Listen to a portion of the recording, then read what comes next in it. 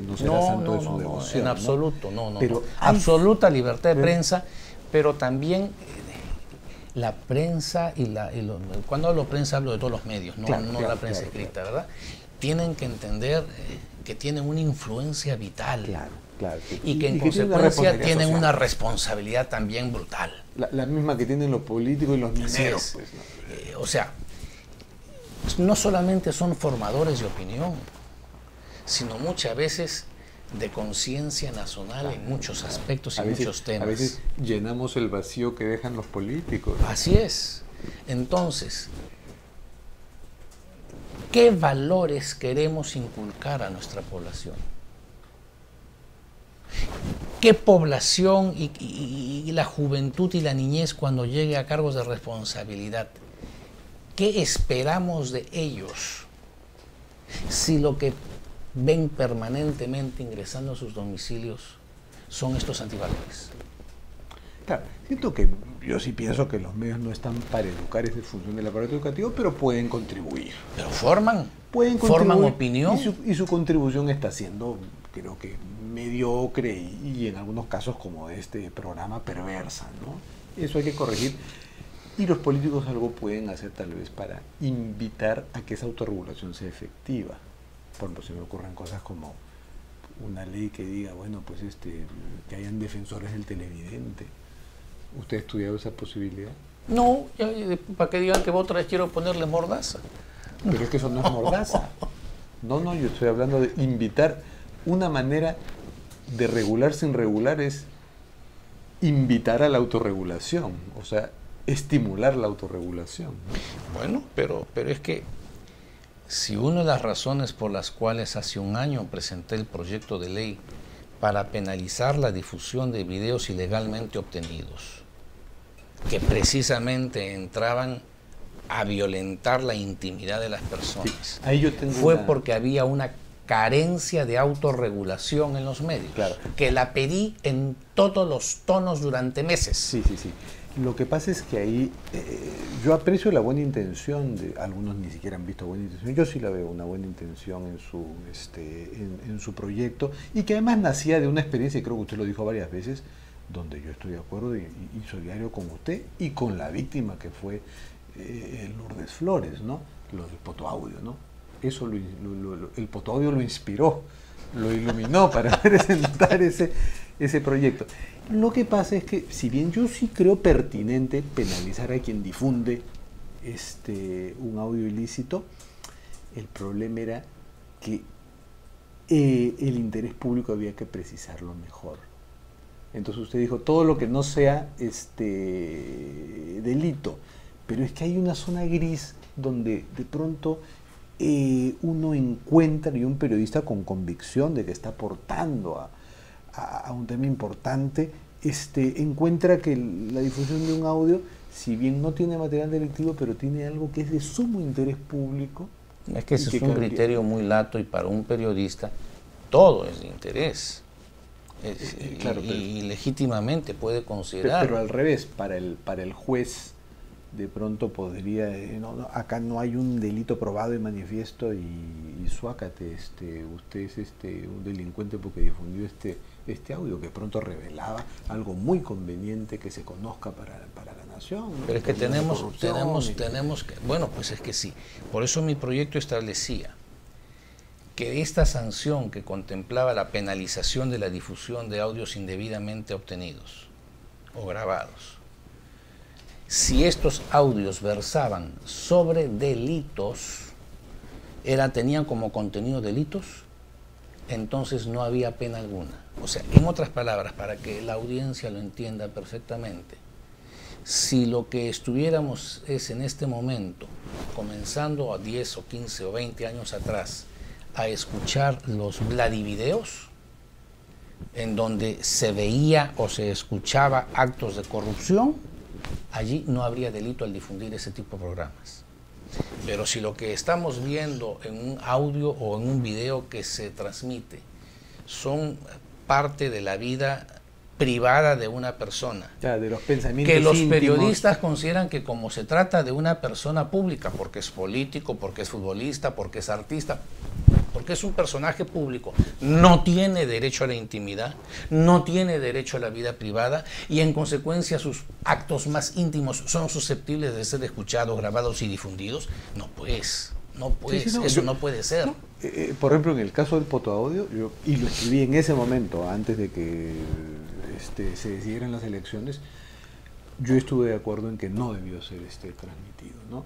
Ahora, había uno que era discutible, ¿no? El fotoaudio en el que Lourdes Flores dice que es una cosa que le sale en ese momento de la situación al diablo con la alcaldía. Bueno, es un pensamiento, todos nosotros en algún momento por furia mandamos al diablo lo que más queremos, ¿no? Pues eso no debió salir. Pero había otro donde con Javier Barrón hablaban de mover cifras, que era, supongo, la fanforronería que todos conocemos, usted más que yo, de Javier Barrón, pero que implicaba una cosa desagradable, la posibilidad de mover cifras. Yo creo que ese sí calificaba. ¿Pero acaso Lourdes dio su anuencia, su aceptación a una insinuación de esa naturaleza? No, es que eso no comprometía a Lourdes, comprometía a Javier Barrón, Juan Bocón.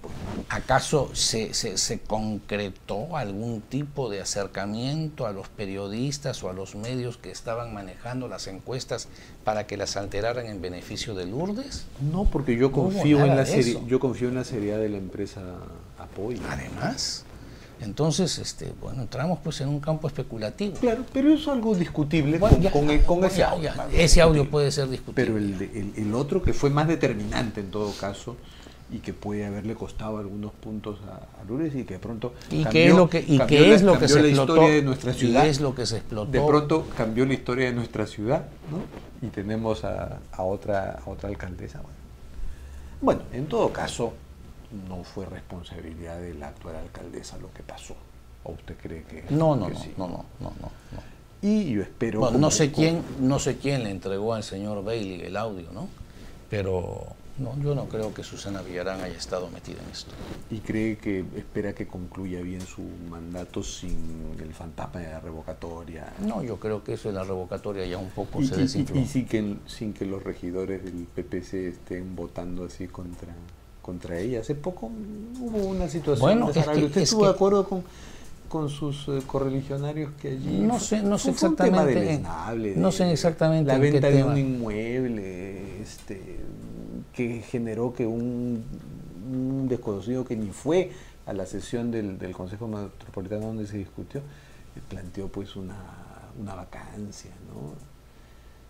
Fue un tema bien así de papeluchero, y algunos regidores, no todos. No conozco detalles. No conozco detalles sobre ese tema, pero la labor del regidor en un municipio, y sobre todo si es un regidor de oposición, es el fiscalizar. Así como el Parlamento a nivel nacional y respecto del Ejecutivo y otros poderes tiene la labor de fiscalización, al interior de cada municipio, el órgano legislativo del municipio, que es el Consejo en Pleno, tienen los regidores la función de fiscalización. En consecuencia, los regidores de mi partido han estado en su rol y en su papel. Pero creo que ahí no estuvieron a la altura. Pero sí hay que reconocer que hay regidores que están apoyando. He visto en otros casos donde en el tema de la reforma del transporte urbano, que es importantísimo, ahí están, ¿no? Y por otros temas no se queja la Villarán. Pero bueno, estamos de acuerdo entonces en lo del... Que sí, yo creo que hay que penalizar a los que difundan audios ilícitos, pero hay que definir mejor esa frontera. Es difícil definirla, pero esa frontera del interés público, que va más allá de lo delictivo, ¿no? Es que no es una frontera de interés público, es un cajón desastre donde entra todo. Es una línea borrosa y sinuosa. Y hace poco lo oí, se lo comentaba antes del programa, este día en que el Pleno discutió las sanciones de la Comisión de Ética, defender al congresista Rubén Coa, que era se le acusaba de que había estado borracho en un restaurante y se había peleado con los periodistas que lo grabaron. Y usted decía, no hay que banalizar la política. Y eso me pareció una observación interesante, porque era una observación más hacia los medios que hacia la política, pero un riesgo a la política, ¿no? No acusemos a este hombre porque ha sido víctima de un ampay, ¿no? ¿Pero un ampay de qué, por Dios? ¿Un ampay de qué? Para las personas que nos están viendo. El congresista al que se acusaba es un congresista del Cusco que pertenece a las filas del gobierno. Y se le estaba acusando de una conducta impropia que daña la imagen del Parlamento, y para lo cual se pedía una suspensión de 120 días, o sea, la máxima sanción que el Parlamento puede No, pero poner. creo que a él se le pedía de menos. No. Todos fueron con pedido de 120 días de suspensión, todos. Por el hecho de que decían que los medios un medio de comunicación del Cusco, al mes siguiente de haber asumido la función de congresista, lo encontró en un bar-restaurante del Cusco en compañía de algunas señoritas y algunos amigos, y que estaba en estado de ebriedad. Y que cuando enterados de esto se presentaron los camarógrafos de ese canal de televisión del Cusco, los amigos del congresista lo cercaron y impidieron que las cámaras se le acercaran. Por ahí hubo algo de violencia, ¿verdad? pero y entonces no del congresista, hubo sino de un los poco amigos, de ¿no? empujones entre el entorno del congresista con las cámaras o los camarógrafos. Pero el congresista se mantuvo sereno, sentado. Dice que no estaba en condiciones de levantarse porque se había pasado de tragos. A la bronca. Entonces, ¿qué inconducta había cometido el congresista? Es una inconducta que una persona salga con un grupo de amigos y amigas y vayan un fin de semana a una discoteca o a un restaurante Peña a tomar unos tragos. ¿Estaba haciendo actos de escándalo? ¿Estaba ebrio y haciendo escándalos o cosas indecorosas? No, en absoluto. Yo lo defiendo, aunque no me cae, pero lo defiendo. Entonces, sí, cuando yo intervine en esa sesión del Congreso dije, por Dios, basta ya de la persecución a los parlamentarios. Dijo, no hay que magalizar la política. Así es, no nos prestemos a magalizar la política. Porque ¿qué entendía por magalizar usted?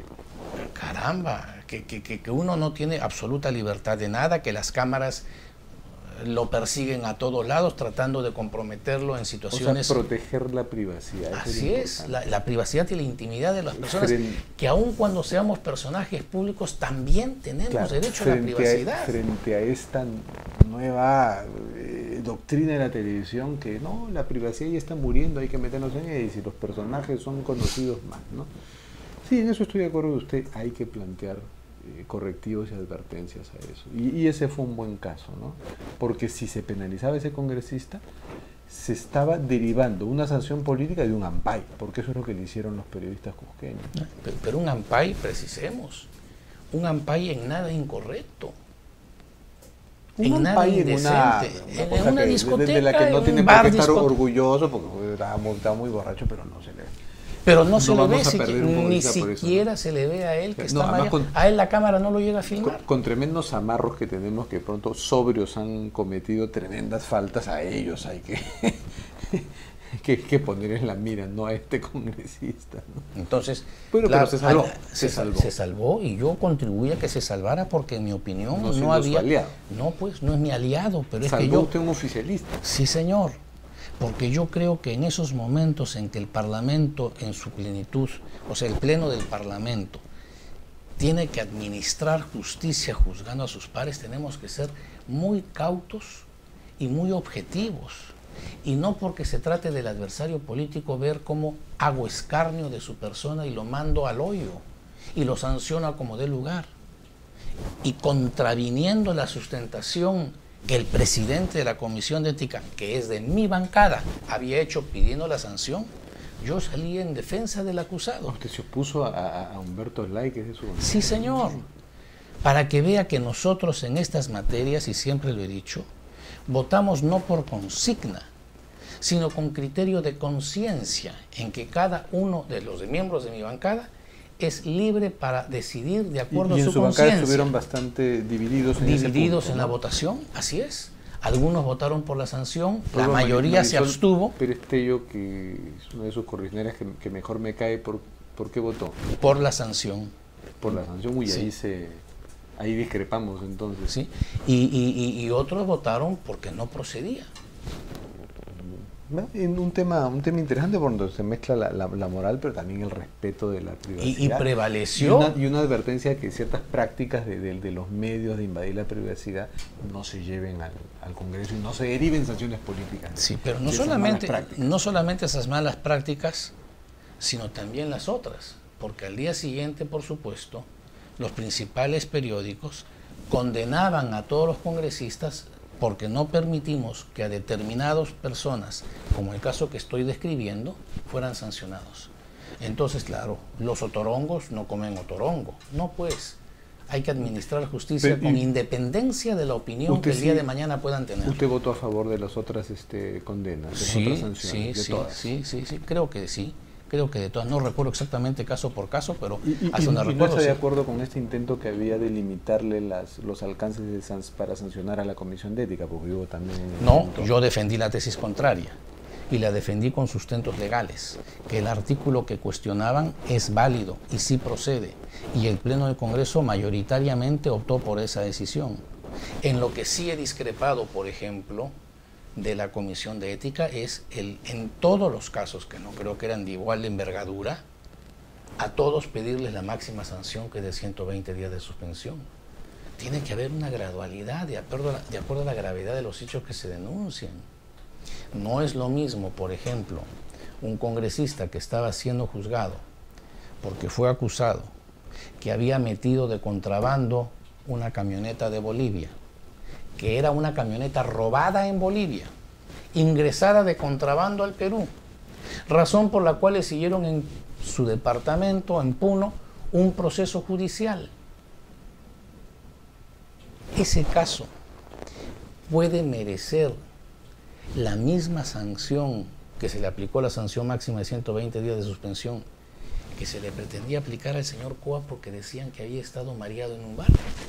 No hay proporción, no hay proporción. Entonces, hay que enfocarnos ahí en esas cosas también yo he discrepado, aun cuando es de mi bancada quien preside la Comisión de Ética. O el llamado Comeoro, ¿no? Que estaba involucrado pues, en un negocio informal que mucho daño está causando al país, ¿no? Y que mueve millonadas, ¿no? Que son las que lo han hecho congresistas, por cierto, ¿no? Entonces, bueno, hay en el Congreso debates importantes que tienen que ver con la moralidad, ¿no? Y en donde usted siempre me encontrará a mí expresando mis puntos de vista, guste o no a la prensa, porque yo no actúo en política en función del rédito periodístico que al día siguiente me puedan deparar. No, me parece que yo no enajeno mis convicciones y mi criterio en función de réditos políticos. Que ese tiene que ser el papel no solo suyo, sino de su bancada y el que yo espero de un partido importante como el Partido Popular Cristiano, ¿no? Que ahora que se habla mucho de la crisis de los partidos, ¿no? Y de esta pampa del hambre que tenemos en la política, donde el afán de movilizarse, de organizarse, parece que solo existe en los jóvenes del Movadef. Hay que alentar la militancia en partidos diversos como el PPC o el APRA. Sí. ¿Cómo andan en casa? Fortaleciéndonos. ¿Usted es el vicepresidente de su partido? Ya no. Yo era vicepresidente hasta hace un año, era vicepresidente cuando Lourdes Flores era la presidenta del partido. Hace un año se produjo una renovación y Raúl Castro ha asumido la conducción del PPC. ¿Y el vicepresidente es?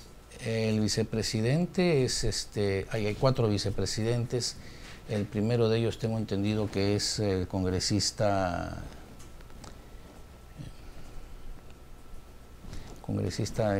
por Junín, que está en el Parlamento andino. Él es Tapia, el de Brando Tapia. Sí, Brando Tapia. Es el primer vicepresidente. Ya.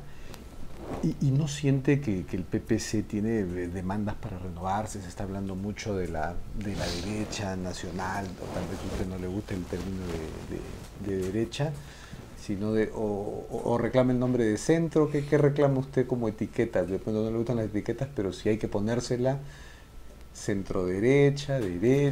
Me es irrelevante. ¿No le preocupa? Mire, yo creo que lo que tiene como virtud el PPC es que es un partido que responde a principios permanentes que reposan en la doctrina social cristiana de la Iglesia y que en cada proceso electoral que ha presentado candidaturas ha presentado un plan de gobierno que, recogiendo esos principios, los plasma a una realidad concreta y a un momento determinado que es el proceso electoral. Y este depender de la doctrina social de la Iglesia tal vez no los ata a una agenda conservadora que no está recibiendo de buen modo estas demandas liberales en temas polémicos como la despenalización del aborto, la unión gay.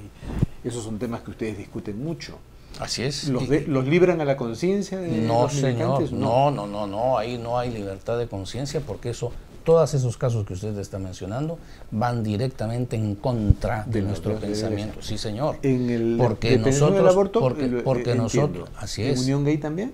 También, porque no consideramos que es una unión. ¿No? Bueno, yo respeto opiniones distintas, pero es nuestro pensamiento y en esa línea vamos a estar. Pero ustedes ahí están muy de pontificio Partido Popular Cristiano.